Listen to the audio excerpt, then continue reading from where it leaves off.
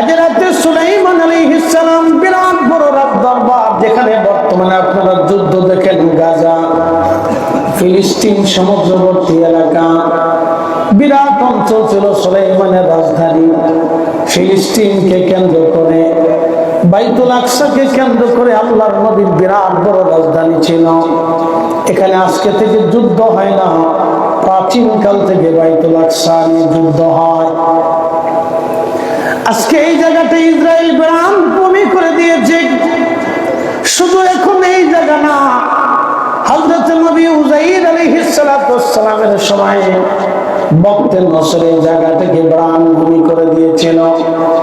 আল্লাহর নবী হযরত উযাইরকে আল্লাহ বলেন, উযাইর তুমি জায়গাটা পরিদর্শন করে আসো।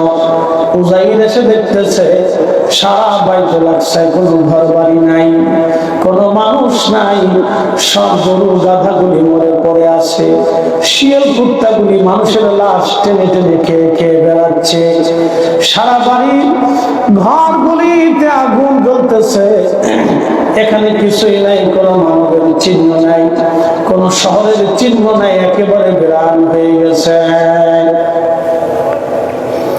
পৃথিবীতে রব্বুল আলামিন চারজনকে तमाम পৃথিবীর বাদশা বানিয়েছিলেন। দুজন মুসলমান, দুজন কাফের, একজন মুসলমানের নাম সুলাইমান আলাইহিস সালাম। तमाम পৃথিবীর বাদশাই আল্লাহ তাআলা দিয়েছিলেন। আর একজন হযরতে বাদশা যুলকারনাইন রাহিমাহুল্লাহ, আল্লাহ তাকে বাদশাহী দিয়েছিলেন। এই পৃথিবীতে 1600 বছর তিনি বাদশাহী করেছেন। পৃথিবীর প্রত্যেকটা ইঞ্চির মাটির বাদশাহী আল্লাহ থেকে দিয়েছিলেন। পৃথিবীর সূর্য যেখান থেকে উদয় হয় একেবারে সমুদ্রের শেষ সীমানা পর্যন্ত তিনি গিয়েছিলেন। সমুদ্রের সূর্য যেখানে সূর্য ডুবে যায়, পশ্চিমের আটলান্টিক মহাসাগরের শেষ সীমা পর্যন্ত তিনি গিয়েছিলেন, যা তো বিজ্ঞান যেতে পারে না। কিন্তু বাদশা যুলকারনাইনকে আল্লাহ তামাম পৃথিবী ঘুরে ঘুরে দেখাইছিলেন। যেমন সুবহানাল্লাহ কইলেন, মনে আপনারা বলেন একসাথে বলেন সুবহানাল্লাহ, জোরে বলেন। যেমন সুবহানাল্লাহ কইলেন, মনে আপনারা ওইভাবে ঘুরছেন দু একদিন। আল্লাহু আকবার। তামাম পৃথিবীর বাচ্চা, দুইজন কাফের ছিল, একটা নমরুদ 1000 বছর বাদশাহী করছে, আর একটা বক্তে নসর। শুধু মানুষ হত্যা করতো, তারা খুন খারাপই করত, শুধু রক্ত ঝরাইতো, তারা শুধু রক্ত ঝরাইতো সারা পৃথিবীতে। মানুষ হত্যা করত তারা। প্রিয় উপস্থিতি, খুব মনোযোগ দেবেন, মানুষ হত্যা করত তারা। শাখা জমি নেই, ফেরার মধ্যে আছে। তাম পৃথিবীতে মানুষ হত্যা করত তারা, মানুষ খুন করত, কিন্তু তাদের রাজত্ব আর দুনিয়াতে নাই, ধ্বংস হয়ে গেছে। হযরত উযাইর আলাইহিস সালাম এসে দেখলেন, হায় হায়, সারা বাইতুল আকসা বিরান হয়ে গেছে। আমার আল্লাহকে উযাইর বললেন, রব, এত সুন্দর শহর ধ্বংস হয়ে গেল, এই শহর কি আর কখনো পুনরায় নির্মাণ করা সম্ভব? শুধু এতটুকু কথা। বললে কি আমি রবের কাছে কি আর কোনো কিছু সম্ভব? উযাইর, তুমি কি দেখবা এই শহর আমি কি করে পুনরায় নির্মাণ করি? হযরত উযাইর যে গাধার উপরে চলে এসেছিলেন, সেই গাধাটা তিনি গাছের সাথে বাঁধলেন। হযরত উযাইর খাবারের জন্য কিছু রুটি এনেছিলেন, শুকনা রুটি আর কিছু আঙ্গুরের রস। দেখেন তাদের খাবার কত শক্তিশালী ছিল, রুটি আর আঙ্গুরের রস। রুটি আর কি, জোরে কম, বাঙালিরা কি খায়? বিড়ি। আস্তে করবে, জোরে বলে। বাঙালিরা কি খায়? বিড়ি। বিড়ি, কাতার বিড়ি খায়, সাঁতার বিড়ি, আকিস বিড়ি, কত বিড়ি, বাপরে বাপ। এক মুরব্বীর জিজ্ঞেস, সাঁতার বিড়ি কয়টা লাগে? কয় বাপ 60টা লাগে।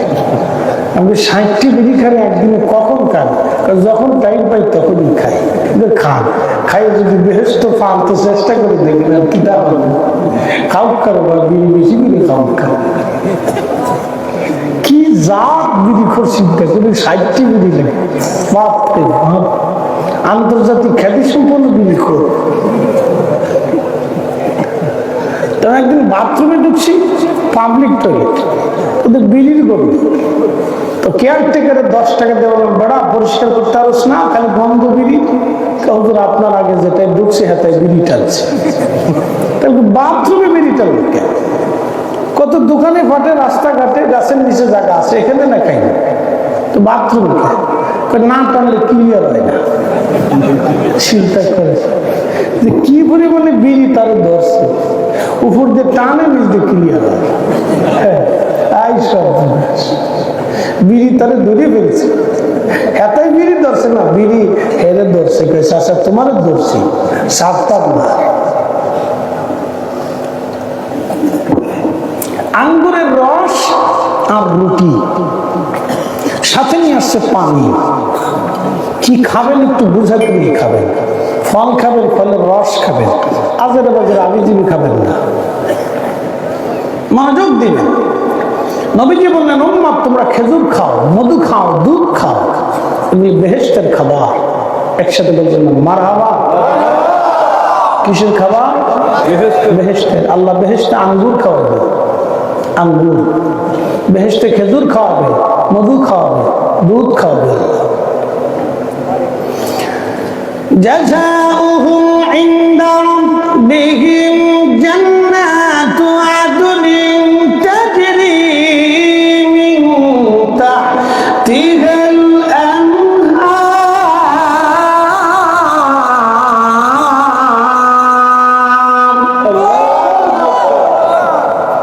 আমি তোমাদের জন্য একটা জান্নাত বানিয়েছি, এটা নিজ দিয়ে নহর চলবে, নহর। এই নহরটাই হচ্ছে হাউজে কাউসার।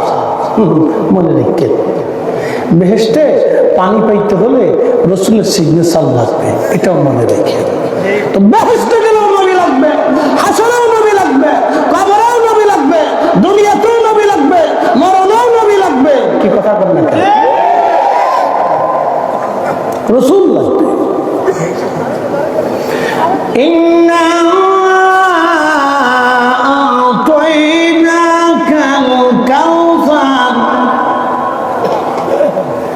নিশ্চয় আমি আপনাকে হাউজে কাউসার দিয়েছি, এটা আপনার মালিকানায় দিয়ে দিলাম। ইয়া রাসূলুল্লাহ। সাহাবীরা বললেন, ইয়া নবী আল্লাহ, হাউজে কাউসার কি? নবীজি বললেন, সাহাবীরা, হাউজে কাউসার হলো জান্নাতের একটা নদী। দুধের চেয়ে সাদা হবে পানি, মধুর চেয়ে মিষ্টি হবে পানি। এই নদীর নিচ দেওয়া হবে ওই ইয়াকুত জমরদ দিয়ে, আর মণিমুক্তা দিয়ে নদীর নিচটা গঠিত হবে।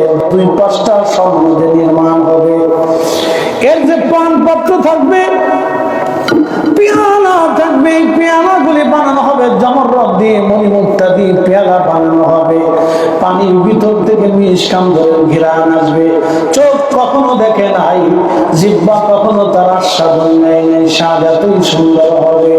সেই পানির মালিকানা আমার আল্লাহ নবীকে দিয়ে দিলেন। হাসরের ময়দানে মাঠ দেশে একটা নদী প্রবাহিত হবে। নবী বললেন, আমি 1 পেয়ালা পানি উম্মত ডেকে নিয়ে পান করাবো। 1 পেয়ালা পানি খাবে, জান্নাতে যাওয়ার আগ পর্যন্ত পানির কথা উম্মতের মনে থাকবে না।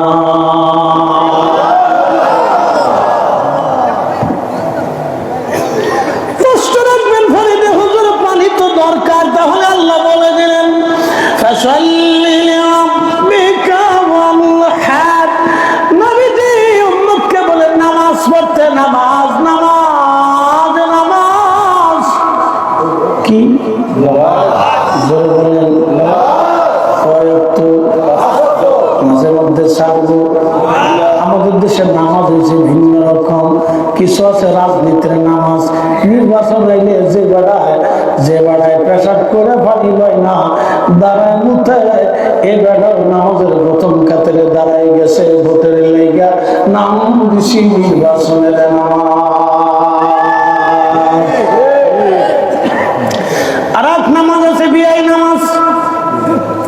আবার নতুন বিয়ে বাড়ি গেছে, নামাজ না পড়লে বিয়ে মন্দ বলবে, আত্মীয়রা খারাপ বলবে। তুমি একটা মাথায় দিয়ে তারপরে নামাজের দাঁড়ায় যায়, এটার নাম বিয়ে নামাজ। আল্লাহর ভয়ে নামাজে যায় নাই, বিয়ের ডরে নামাজে গেছে। আর একটা নামাজ হলো ভাইজান ঠেলার নামাজ, বতরিয়া নামাজ। বলে বতরের নামাজ কি শুধু শুক্রবারে পাওয়া যায়, বাকি সপ্তাহে হারিকেন ধরে খুঁজেও পাওয়া যায় না। ফাওয়াইলুল লিল মুসাল্লিন আল্লাযীনা হুম আন সালাতিহিম সাহুন। আল্লাহ বলেন কপাল পড়ে সে নামাজি যে মানুষ দেখানোর জন্য নামাজ পড়ে, তারা সময় মতো নামাজ পড়ে না, পাবলিক দেখানোর জন্য নামাজ পড়ে, লোক দেখানো নামাজি। ফাওয়াইলুল লিল মুসাল্লিন, কিয়ামতের ময়দানে আল্লাহ বলে বান্দা জাহান্নামে যাও কেন? বলে লাম নাকু মিনাল মুসাল্লিন, আমরা মুসল্লিদের অন্তর্ভুক্ত ছিলাম না, নামাজি ছিলাম না, সেই জন্য আজ আমাদেরকে জাহান্নামে চলে যেতে হচ্ছে। নামাজ নামাজ, অতএব হাউজে কাউসারের পানি পেতে হলে নামাজ। এরপর আল্লাহ বলেন ওয়ানাহার, কুরবানি কুরবানি। এখন কি কুরবানি আল্লাহর জন্য না ফিরিজের জন্য? আল্লাহর জন্য কয়জন দেয়? ফিরিজের লেগে দেয়। আল্লাহকে কুরবানি খুব কম বান্দা দেয়, ফিরিজের লেগে দেয়। মানুষ দেখানোর জন্য কুরবানি করে। দেখছো তুমি গরু একটা যে 5 লাখ ভালো হয়েছে নিবি, ভালো ভালো দেখছো তুমি ভালো। ইয়া কুরবানির মাঠে গেলে বুঝা যায় কিতা জাত গরু রে বা কদ্দুর খেয়ে কদ্দুর লইতে পারে। বউরে খুশি হয়, বউরে খুশি করার লেগে বড় একটা কুরবানি দেয়। আমার ঢাকাতে যখন কুরবানি চলে, বাপরে বাপ, খালি গরুর বস্তু উপরের দিক যেতে থাকে, গরিব মানুষ ঘুরে ঘুরে জায়গা। কি জাত কুরবানি! আল্লাহ মানুষ আল্লাহর জন্য দিতে চায় না, দুইটা কাজ করতে। কুরবানি আল্লাহর জন্য, সালাত আল্লাহর জন্য পড়বেন, হাউজে কাউসারে পানি পেয়ে যাবেন। সাহাবায়ে কেরাম বলেন হুজুর এত উম্মতের ভিড়ে উম্মত কেমনে চিনবে? কোটি কোটি মানুষের ভিড়ে। বলে সাহাবীরা এই শত শত লাল ঘোড়ার ভিতরে কি একটা ঘোড়ার কপালে সাদা থাকলে তাকে চেনা যায় না? বলে হ্যাঁ যায়।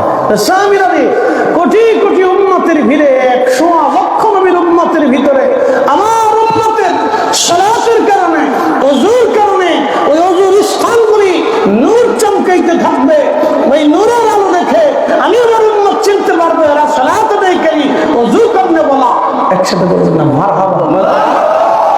আমাদের দেশের বহু বেডি আছে 6 মাসও সেরি ওই ওযু করে না, খালি মেকআপ বলে, এরপরে কি আড়া মানায়, এটা করে সেটা করে,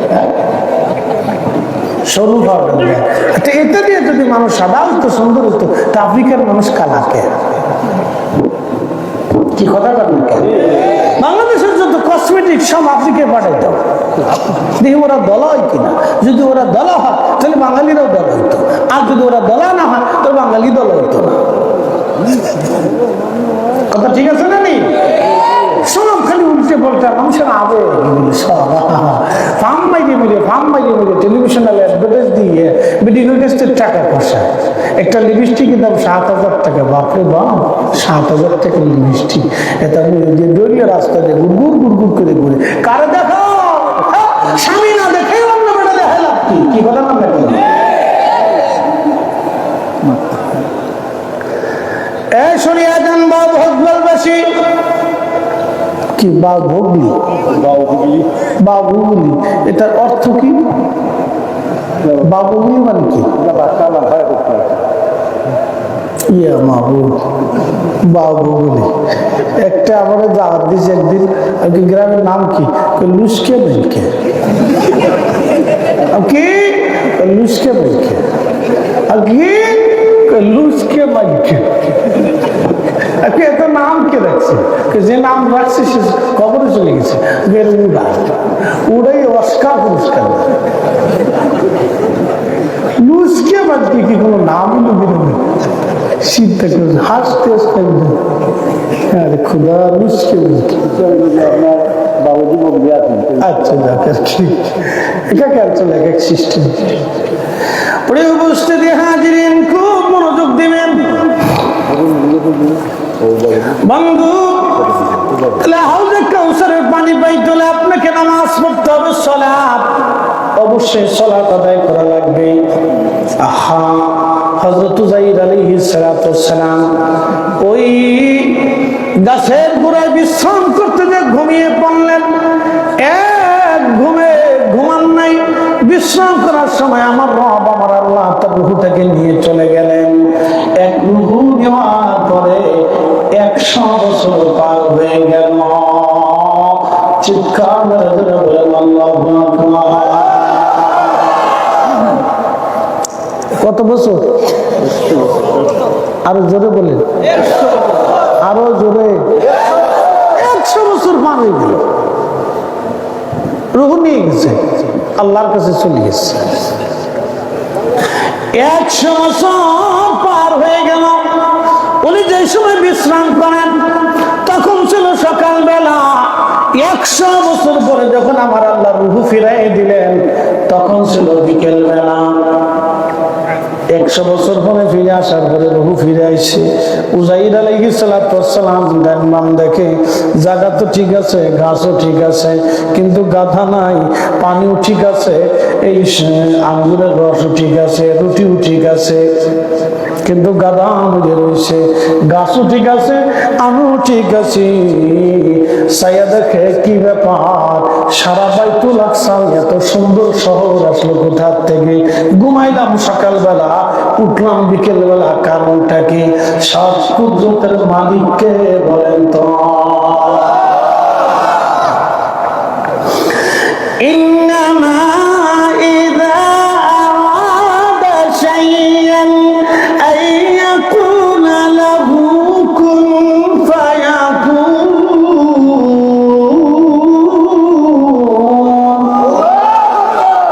আমরা বলেন আমি কোনো কিছু সৃষ্টি করার ইচ্ছা করার সঙ্গে সঙ্গে শুধু বলি কুন, হয়ে যাও, ফায়াকুন, সাথে সাথে হয়ে যায়, দেরি হয় না। শুধু বলি কুন হয়ে যাও, সাথে সাথে হয়ে যায়, ফায়াকুন হয়ে যায়, একটু দেরি হয় না।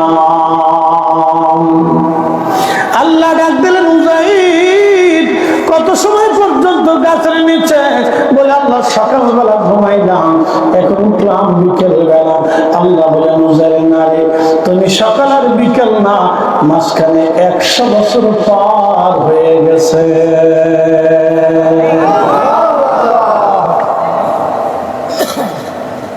কত বছর? 100 বছর। এই জন্য ঘুম মৃত্যু। যদি ঘুমান তাহলে বুঝবেন মরে গেছেন, কারণ ঘুমানোর পরে আপনার পৃথিবীতে কোনো অস্তিত্ব থাকে না। কিছু থাকে আপনার? কোনো কর্তৃত্ব থাকে? কিচ্ছু থাকে না। ঘুম মানে মৃত্যু। তো উযাইর আলাইহিস সালাম ঘুমাইলেন। ঘুমের সময় রূহ কোথায় যায় জানেন? ইমাম ইবনে কাইয়িম কিতাব রূহের মধ্যে লিখছেন, রূহটাকে আল্লাহ আরশে আল্লাহ নিচে নিয়ে চলে যায়। বলে কেমনে সম্ভব? তো কেমনে আল্লাহর জিজ্ঞেস। বলে কেমনে সম্ভব? কেমনে সম্ভব নয় তো আপনি ঘুমাইলে কই যান? আপনি করেন কি? কথা ঠিক আছে না? আপনি ঘুমাইলে কই যান তা আপনি কন, যে ঘুমানোর ঘরে আপনি কি তা করছেন কন। আপনাকে নাম কইতে পারেন, তা কইতে না পারলে আপনার নিয়ন্ত্রণ, আপনার নিয়ন্ত্রণে নেই, আপনার নিয়ন্ত্রণ আল্লাহর নিয়ন্ত্রণ।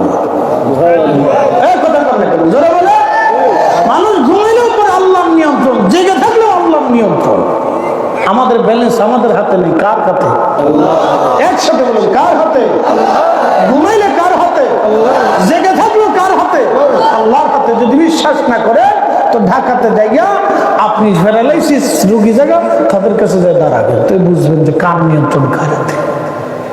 আমাদের কিচ্ছু নাই।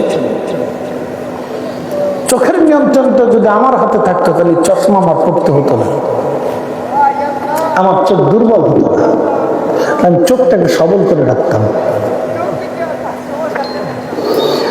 আমার চোখ, আমার ব্রেন, আমার জবান, আমার হাত, আমার স্বাস্থ্য, আমার সৌন্দর্য আমার নিয়ন্ত্রণে নাই।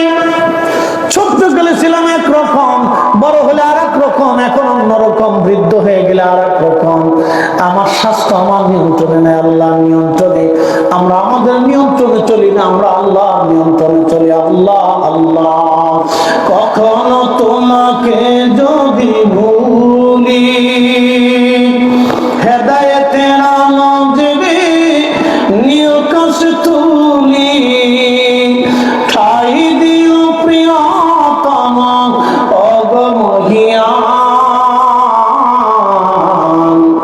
তুমি রহমান তুমি মেহেরবান। অন্ধ গাহে না শুধু তোমারি গুণগান, বুঝে বুঝে না তব শান, তুমি রহমান তুমি মেহেরবান।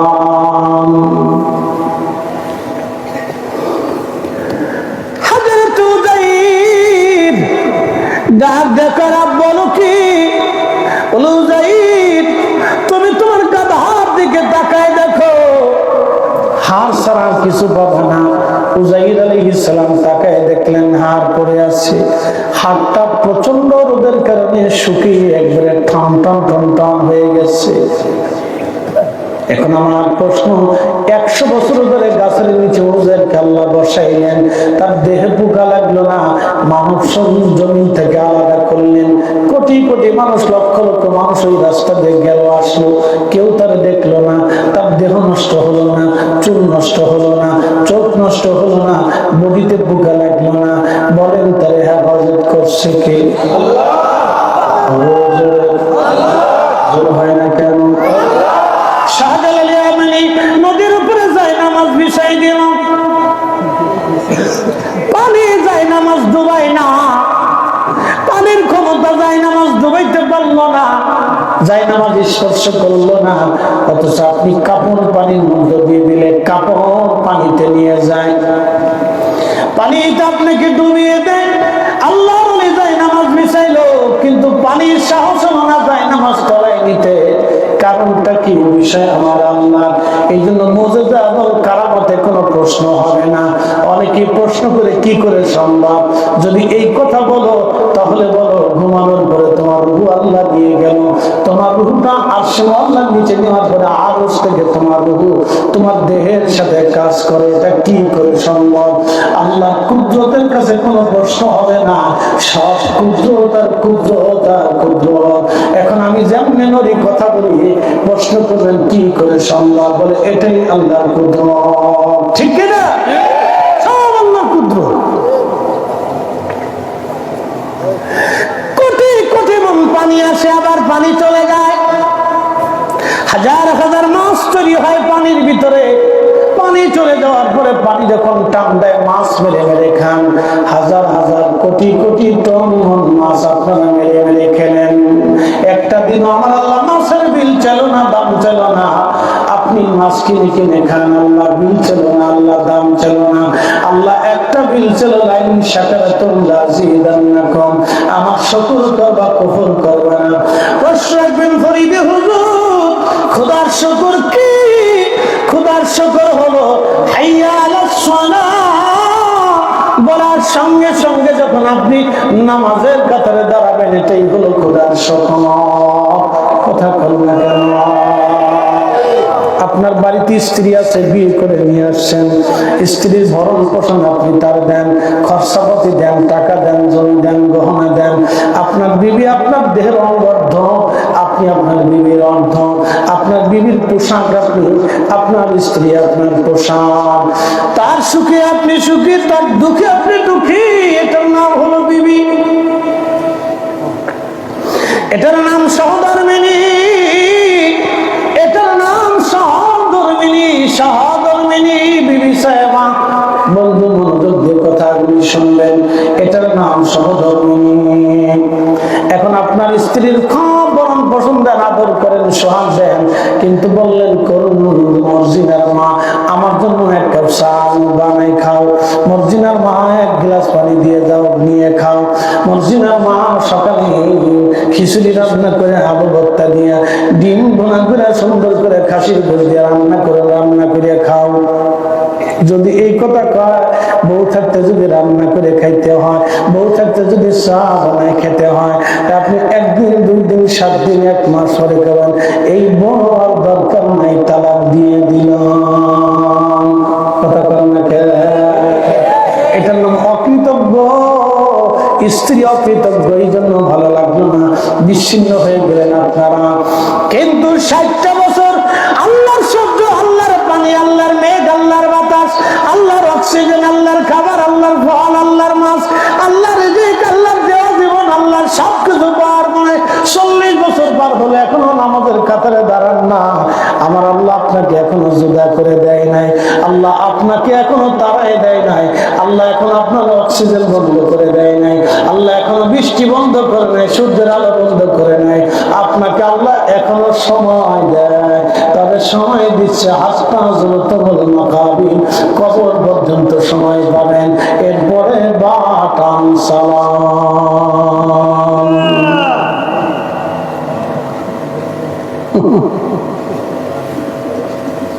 এরপরে বাটাম চালা বুঝে ওয়াশরে তারপরে বাড়ি যায়। আল্লাহর প্রতি কৃতজ্ঞ হন, আল্লাহর আইনের প্রতি কৃতজ্ঞ হন।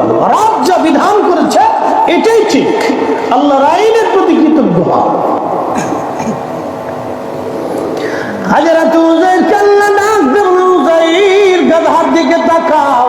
উযাইর দেখলো গাধা মরে শেষ, শুধু হাড়গোড়। বলে উযাইর তুমি তোমার আঙ্গুরের রসের দিকে তাকাও, দেখো আঙ্গুরের রস তখন টাটকা।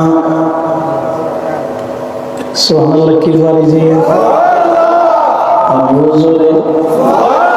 সুন্দর ফল, সুন্দর ফল, মিঠা নদীর পানি, খোদা তোমার মেঘের বাণী। কার? একসাথে বলেন কার? মুসলমানেরা, সাতাশবাসী, গোবিন্দগঞ্জবাসী মনোযোগ দিবেন, কথাগুলি শুনে যাবেন। তখনও আঙ্গুরের রস তাজা, তখনও পানি সুন্দর। 100 বছর পার হলো, পানিটাও নষ্ট হলো না। রুটি তখনও তাজা রুটি, 100 বছরেও রুটি নষ্ট হলো না। আল্লাহ বলেন উযাইর যাও বাইতুল আকসাতে ঘুরে আসো। উযাইর বাইতুল আকসা যে দেখে হায়রান, বাইতুল আকসা তো ঠিক আছে, এখন বিরাট জনগণে ভরে গেল, সুন্দর শহর হয়ে গেল, সুন্দর শহর বাইতুল আকসা, সুন্দর শহর। হযরত উযাইর আলাইহিস সালাতু ওয়াস সালামকে আল্লাহ বলেন উযাইর দেখলা।